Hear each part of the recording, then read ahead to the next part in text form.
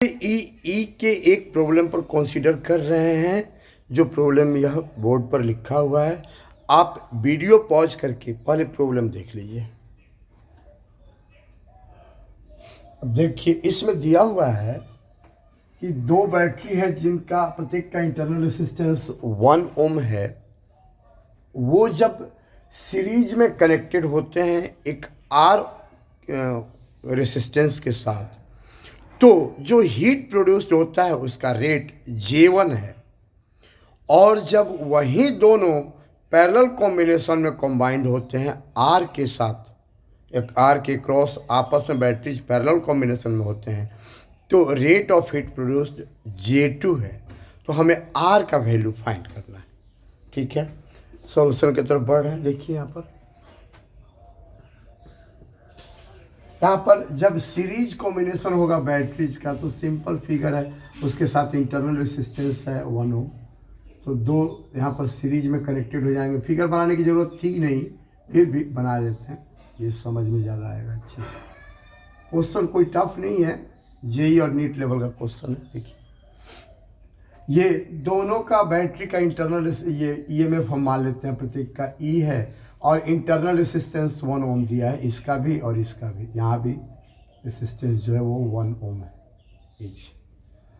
तो ये क्लियर है कि करंट जो फ्लो होगा इसमें हम लोग क्या करेंगे, करंट फाइंड कर लेंगे और तब I² R से प्रोड्यूस हीट फाइंड कर लेंगे, और एक रिलेशन दिया है J1 J2 में, उसको यूज कर देंगे। तो क्लियर है कि यहाँ पर current I is equal to इस सिचुएशन में होगा, ये KVL अप्लाई करेंगे तो ये आ जाएगा ना 2E/R+2। दिख रहा है, KVL अप्लाई करेंगे तो आ जाएगा, तो डायरेक्ट लिख देते हैं इसको। अब I जब मिल गया तो J1 मिल जाएगा, J1 is equal to I² होगा। केवल R के अक्रॉस हम हीट प्रोड्यूस का रेट देख रहे हैं। इस 1 ओम के जो दो रेसिस्टेंसेस हैं इंटरनल वाले, उनसे प्रोड्यूस हीट J1 में वो हीट शामिल नहीं है हमारे, तो I² I के जगह पर लिख देंगे 2E, तो क्लियर दिख रहा है 4E² / R+2² R। ये हो गया J1 का वैल्यू। अब J2 फाइंड करने के लिए ये दिख रहा है कि दोनों बैटरीज को पैरेलल में कंबाइन करना है, तो पैरेलल में आप जैसे कंबाइन कीजिए, जैसे मान लीजिए यहाँ से ये पैरेलल में जोड़ दिया, ये पैरेलल हो गया कॉम्बिनेशन, और दोनों में इंटरनल रेसिस्टेंसेस जो है वो शो कर देंगे यहाँ पर, और ये पैरेलल कॉम्बिनेशन दोनों हो गया, दोनों को हम जोड़ देंगे यहाँ पर R रेसिस्टेंस के साथ। ये R है, ये 1 ओम है, ये भी 1 ओम है। ये EMF E माने ही है ऊपर, तो E हो गया। अब इसमें देखें हम, तो करंट जब फ्लो होगा तो किसी यहाँ पर I करंट यदि मिल रहा है इससे हो करके, तो इसका अर्थ है इसमें से I/2, इसमें से I/2 होगा, क्योंकि दोनों आइडेंटिकल है, बैटरी इंटरनल रेसिस्टेंस भी सेम है, तो दोनों से इक्वल करंट्स आएंगे, तो इसमें I/2 हो जाएगा, I/2, इसमें भी I/2 होगा, और दोनों मिलके यहाँ पर I हो जाएंगे। तो KVL जब अप्लाई करेंगे यहाँ पर, तो KVL से देखिए आप I इज इक्वल टू, इसमें I नहीं, KVL लगा के दिखा दें आपको, हालांकि दिख रहा है सीधे, लेकिन फिर भी यहाँ पर ऐसे करंट बढ़ रहा है, ऐसे घूम जाते हैं, तो IR/KVL, IR, फिर यहाँ से आगे बढ़ेंगे तो 1 ओम इस सर्किट में ऐसे घूम जाते हैं, हम क्लोज्ड लूप बन जा रहा है, तो 1 ओम के क्रॉस करंट ऐसे है, तो plus I/2 into 1 ohm into 1, और ये हो जाएगा -E इज इक्वल टू 0। तो इसमें I कॉमन ले लेंगे हम लोग, तो R+1/2 is equal to E हो जाएगा, 2R+1/2 होगा, तो I इज इक्वल टू हो जाएगा 2R+1/2, तो 2E/2R+1 है यहाँ पर, तो 2R+1 जो नीचे होगा यहाँ पर ध्यान दीजिए, 2R, ये 2R और +1 है यहाँ पर, 2R + 1 ऊपर हो जाएगा। तो जब इसको इधर भेजेंगे तो कहाँ आ जाएगा, नीचे यहाँ पर 2E/2R + 1 यहाँ पर। तो 2E/2R + 1 हो गया I का वैल्यू इसमें, और उसमें I का वैल्यू कितना हो गया, दिस मच हो गया। तो यहाँ I लिखे हैं तो यहाँ I डैश दे सकते हैं, यहाँ पर I डैश दे देंगे, I डैश कर सकते हैं, दोनों में सेम नहीं है, हालांकि उससे कोई लेना देना तो है नहीं ज़्यादा। अब हमको I डैश का वैल्यू मिल गया तो J2 का वैल्यू मिल जाएगा, हैंस J2 = कितना हो जाएगा, I डैश स्क्वायर R, तो I डैश स्क्वायर 2E/, तो ये हो जाएगा 4E² upon 2R + 1 the whole square into हो जाएगा R, रेसिस्टेंस R। ये हो गया J2 का वैल्यू। अब यही रिलेशन बिल्कुल सिंपल क्वेश्चन है, नीट लेवल का ही कहा जा सकता है। J1 = 2.25 J2 अप्लाई कर देंगे।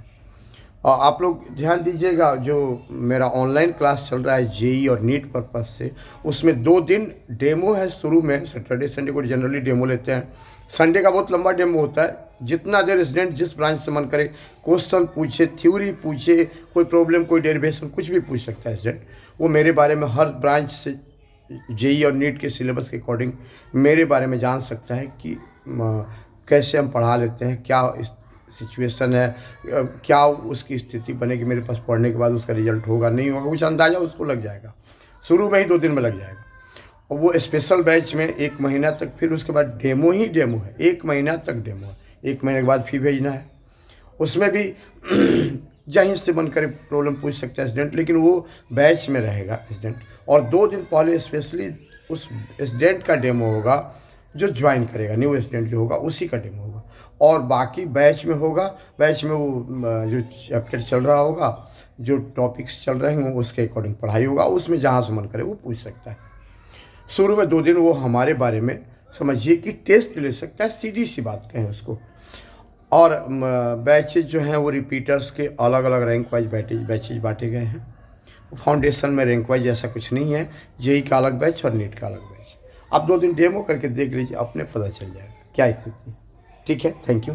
आगे बढ़ते हैं इसमें। अब इसमें J1 = 2.25 J2 है, वो यूज कर लेंगे। I का वैल्यू यहाँ पर, ये J1 का वैल्यू यहाँ पर मिला हुआ है, तो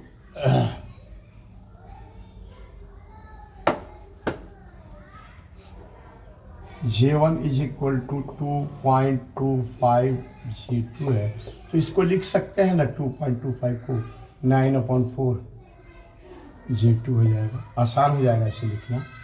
तो J1 के प्लेस पर यह लिख देंगे 4E² + 2 the whole square into R।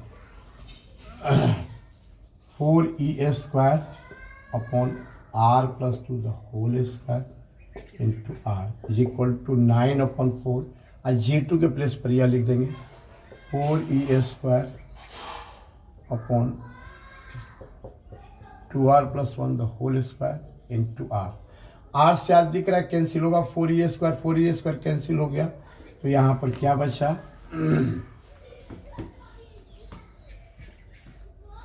इधर क्या बचेगा, 1, यहाँ पर 1/R + 2 द होल स्क्वायर = 9/4। यहाँ भी 1/2R + 1 the whole square.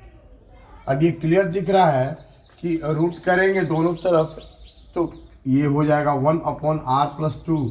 Calculation तो सिंपल है, बहुत सिंपल कैलकुलेशन भी दिया हुआ है, = 3/2, 1/2R + 1 होगा।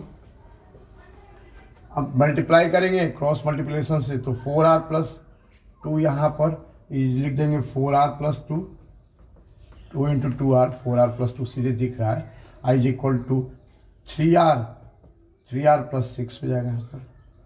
तो अब इससे हम लोग